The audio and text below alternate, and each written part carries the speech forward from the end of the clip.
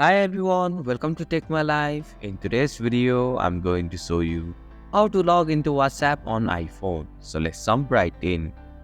First, open the WhatsApp on your iPhone.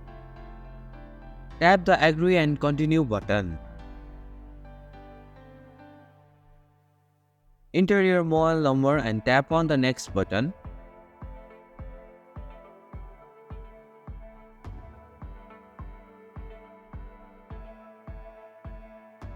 Here, WhatsApp will ask you if you want to restore your chat history or skip.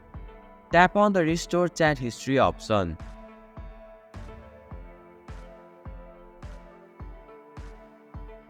Now, tap on the Next button from the top right corner of your screen.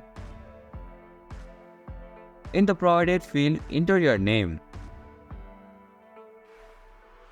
Finally, tap on the Done button from the top right corner of your screen.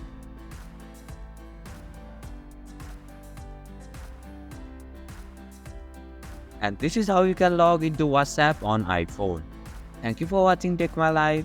Hope this video was helpful. If it was, then hit the like button and comment down if you have any questions or feedback.